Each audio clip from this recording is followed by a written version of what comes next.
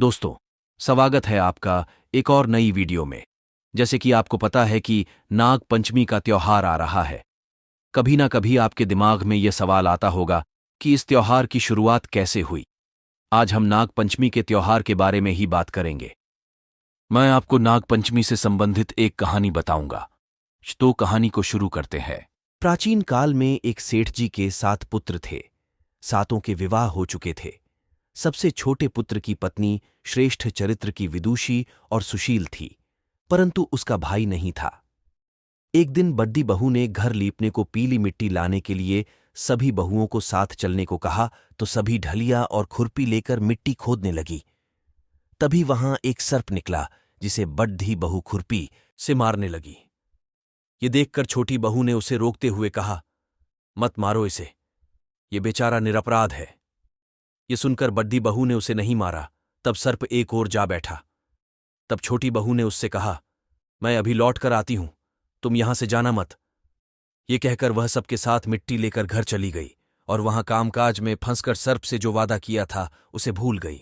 उसे दूसरे दिन वह बात याद आई तो सबको साथ लेकर वहां पहुंची और सर्प को उस स्थान पर बैठा देखकर बोली, सर्प भैया नमस्कार। सर्प ने कहा, तू भैया कह चुकी है, इसलिए तुझे छोड़देश देता हूं, नहीं तो झूठी बात कहने के कारण तुझे अभी 10 लेता। वह बोली, भैया मुझसे भूल हो गई, उसकी क्षमा मांगती हूं। तब सर्प बोला, अच्छा, तू आज से मेरी बहन हुई और मैं तेरा भाई हुआ। तुझे जो मांगना हो मांग ले। वह बोली, भैया मेरा कोई नहीं है, अच्छा हुआ जो तू मेरा भाई बन गया। कुछ दिन व्यतीत होने पर वह सर्प मनुष्य का रूप रखकर उसके घर आया और बोला कि मेरी बहन को भेज दो। सबने कहा कि इसका तो कोई भाई नहीं था, तो वह बोला, मैं दूर के रिश्ते में इसका भाई हूं, बचपन में ही बाहर चला गया था।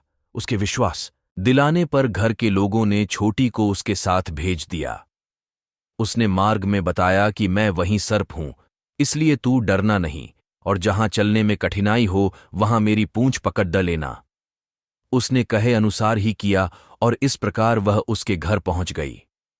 वहां के धन ऐश्वर्य को देखकर वह चकित हो गई। एक दिन सर्प की माता ने उससे कहा, मैं एक काम से बाहर जा रही हूं, तू अपने भाई को ठंडा दूध पिला देना।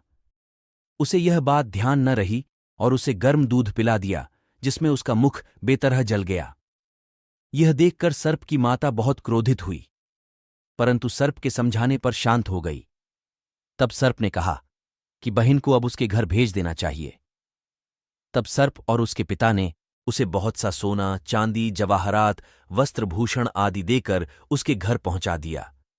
इतना ढेर सारा धन देखकर बड्डी बहू ने ईर्ष्या से कहा, भाई तो बद्धा धनवान है, तुझे तो उससे और भी धन लाना चाहिए।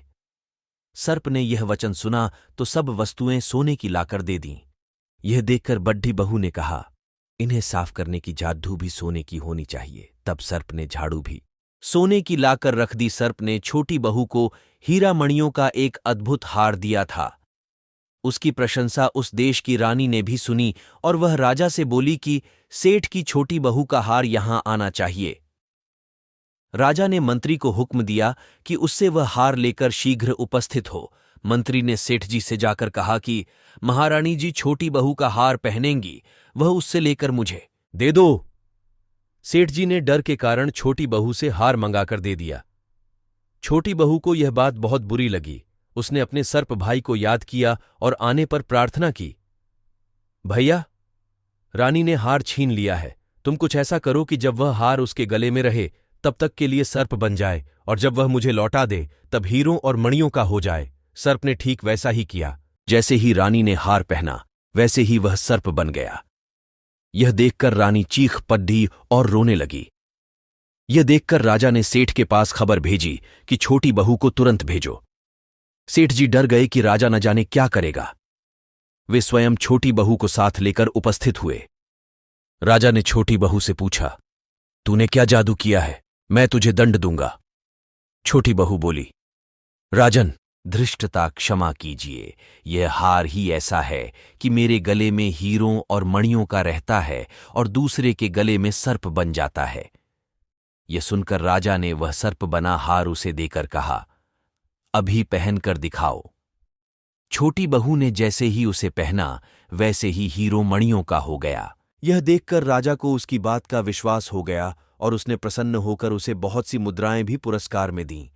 छोटी बहू अपने हार और इन सहित घर लौट आई। उसके धन को देखकर बड्ढी बहू ने ईर्ष्या के कारण उसके पति को बताया कि छोटी बहू के पास कहीं से धन आया है। यह सुनकर उसके पति ने अपनी पत्नी को बुलाकर कहा, ठीक ठीक बता कि यह धन तुझे कौन देता है।